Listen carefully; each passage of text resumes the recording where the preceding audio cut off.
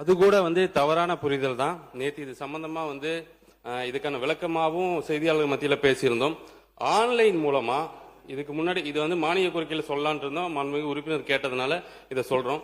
இந்த 10 ரூபா ஒரு பாட்டிலுக்கு அதிகமா வாங்குறாங்க அப்படிங்கிற பிரச்சனைகள் தொடர்ந்து இருந்துட்டே இருக்கு.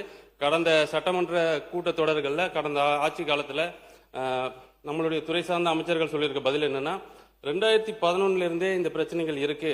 இந்த 4 ஆண்டுகளாகத்தான் இந்த பிரச்சனையை ஊதி பெருசாக்குறாங்க, அரசுக்கு அவப்பெயர் ஏற்படுத்த முயற்சி பண்றாங்கன்னு பதிவு பண்ணியிருந்தாரு. ஆனா யாருமே அந்த பிரச்சனைக்கான தீர்வை நோக்கி போகல. இந்த தமிழக வெற்றி கழக ஆட்சி மாண்புமிகு தமிழக முதலமைச்சர் என்ன சொல்லியிருந்தாருன்னா, இந்த பிரச்சனைக்கான ஏன் இது இந்த நடந்துட்டே இருக்கு அப்படிங்கறத தேடி எடுக்கும் போது சில தொழிலாளர்களுடைய அவங்களோட பிரச்சனைகள் இருந்துச்சு, அதை சரி பண்றதுக்கு முயற்சி பண்ணிட்டு இருக்கோம். இன்னொன்னு நீங்க இந்த ஆன்லைன் கேட்டனால சொல்லிடுறேன், இது விற்பனை கிடையாது, ஆன்லைன்ல விற்பனை கிடையாது. நீங்க இது ஒரு கேஷ்லெஸ் டிரான்சாக்சன் மட்டும்தான்.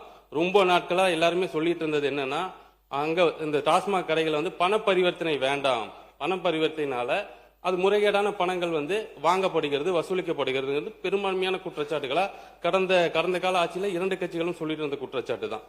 அதுக்கு ஒரு தீர்வு வேணுங்கிறதுக்காக நீங்க விரும்புபவர்கள் நுகர்வோர் யாரெல்லாம் விரும்புறாங்களோ அந்த ப்ராடக்டை அந்த கடைக்கு முன்னாடி போய் அந்த கடையோட எண்ணெய் கொடுத்தாலோ அல்லது நியர்பைங்கிற ஒரு கொடுத்தாலும் அந்த கடை எண் வந்துடும்.